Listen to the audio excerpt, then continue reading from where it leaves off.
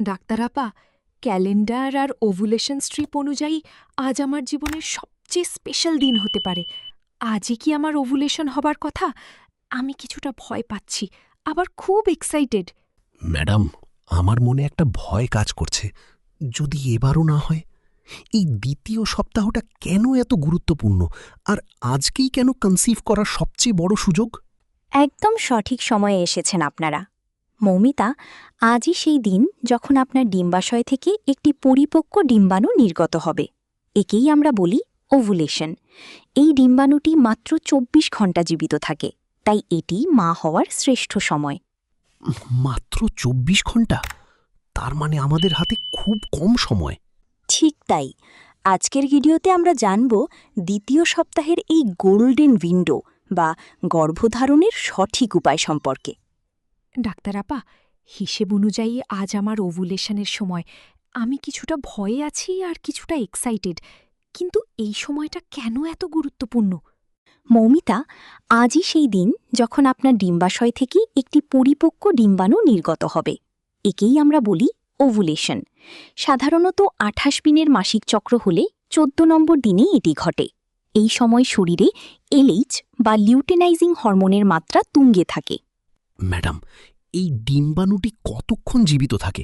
মানে আমাদের হাতে কতটা সময় আছে? খুব ভালো প্রশ্ন রাহুল। মনে রাখবেন, ডিম্বাণুটি নির্গত হওয়ার পর মাত্র ১২ থেকে ২৪ ঘণ্টা জীবিত থাকে। অন্যদিকে শুক্রাণু নারীর শরীরে ৩ থেকে ৫ দিন পর্যন্ত বেঁচে থাকতে পারে। তাই ওভুলেশনের আগের কয়েকদিন এবং ওভুলেশনের দিনটিই হল গর্ভধারণের জন্য গোল্ডেন পিরিয়ড বা ফার্টাইল উইন্ডো। আমি কিভাবে বুঝব যে আমার ওভুলেশন হচ্ছে? শরীরে কি কোনো পরিবর্তন দেখা যায়? অবশ্যই কিছু লক্ষণ খেয়াল করবেন। ১. তলপেটে একপাশে হালকা ব্যথা, যাকে আমরা মিটল স্মার্জ বলি। ২. শরীরের তাপমাত্রা সামান্য বেড়ে যাওয়া। ৩. যোনিপথের স্রাব কাঁচা ডিমের সাদার মতো পাতলা ও পিচ্ছিল হওয়া। ডাক্তার আপা, আমি পড়েছি যে স্ট্রেস বা দুশ্চিন্তা থাকলে নাকি কনসিভ করতে সমস্যা হয়। আমি মৌমিতাকে কিভাবে রিল্যাক্স রাখতে পারি? একদম ঠিক বলেছেন রাহুল। অতিরিক্ত স্ট্রেস শরীরে কর্টিসল হরমোন বাড়িয়ে দেয়, যা ওভুলেশন প্রক্রিয়ায় বাধা সৃষ্টি করতে পারে। রাহুল, আপনার কাজ হলো এখন মৌমিতাকে কোনো মানসিক চাপে না রাখা। বাড়ির ছোটখাটো কাজগুলো আপনি ভাগ করে নিন। আমার না কেন জানি খুব টেনশন হচ্ছে, যদি সব নিয়ম মেনেও না হয়। মৌমিতা, টেনশন করো না। ডাক্তার আপা তো আছেনই, আর আমরা তো সব নিয়মই মেনে চলছি। ফলাফল যাই হোক, আমরা একসাথে আছি। রাহুল, এই যে আপনি ওর হাত ধরে সাহস দিচ্ছেন, এটাই সবচেয়ে বড় সাপোর্ট। আপনাদের এই মানসিক ঘনিষ্ঠতা আর প্রশান্তি গর্ভধারণের সম্ভাবনা অনেক বাড়িয়ে দেয়। এই সপ্তাহে খাবারের তালিকায় কি কোনো পরিবর্তন আনতে হবে? হ্যাঁ, এই সময় শরীরের কোষ বিভাজন এবং হরমোনের ভারসাম্যের জন্য ওমেগা-3 ফ্যাটি অ্যাসিডস খুব জরুরি। মৌমিতাকে এখন থেকেই নিয়মিত আখরোট বা ওয়ালনাটস, তিল বা তিসির বীজ এবং ছোট সামুদ্রিক মাছ খেতে দিন। আর কোনো বিশেষ টিপস? হ্যাঁ, পর্যাপ্ত ঘুম নিশ্চিত করুন। রাত জেগে মোবাইল স্ক্রিন দেখবেন না, কারণ এটি মেলাটোনিন হরমোনে প্রভাব ফেলে, যা ফার্টিলিটির জন্য ক্ষতিকর। আর হ্যাঁ, হালকা ব্যায়াম বা যোগব্যায়াম করতে পারেন, যা শরীরকে রিল্যাক্স রাখবে।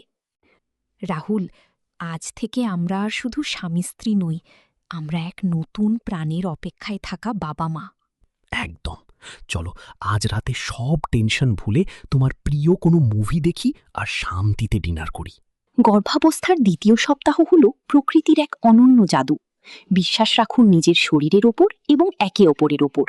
পরবর্তী পর্বে আমরা জানব তৃতীয় সপ্তাহে কিভাবে সেই ক্ষুদ্র কোষটি আপনার জরায়ুতে ঘর বাঁধতে শুরু করে। শুভকামনা। আপনার গর্ভাবস্থার প্রতিটি সপ্তাহ যেমন বিস্ময়কর, তেমনই এর সঠিক যত্ন নেওয়াটাও জরুরি। আশা করি আজকের তথ্যগুলো আপনাদের এই সুন্দর যাত্রাটিকে আরও সহজ করে তুলবে। গর্ভাবস্থার পরবর্তী সপ্তাহের আপডেট এবং নিয়মিত মেডিকেল টিপস পেতে আমাদের চ্যানেলটি এখনই সাবস্ক্রাইব করে রাখুন। ভিডিওটি ভালো লাগলে একটি লাইক দিন এবং নতুন ভিডিওর নোটিফিকেশন পেতে বেল বাটনটি প্রেস করুন। আরেকটি বিশেষ কথা, আজকের ভিডিওতে আমরা যে তথ্যগুলো আলোচনা করেছি তার প্রতিটি নির্ভরযোগ্য মেডিকেল রিসার্চ এবং ক্লিনিক্যাল গাইডের উপর ভিত্তি করে তৈরি। আপনারা চাইলে এই তথ্যের উৎস বা সোর্সগুলো যাচাই করে নিতে পারেন। আমি ডেসক্রিপশন বক্সে সেই সব অফিসিয়াল লিঙ্ক দিয়ে দিয়েছি। দেখা হচ্ছে পরবর্তী ভিডিওতে। ততক্ষণ পর্যন্ত নিজেদের যত্ন নিন, সুস্থ থাকুন। ধন্যবাদ।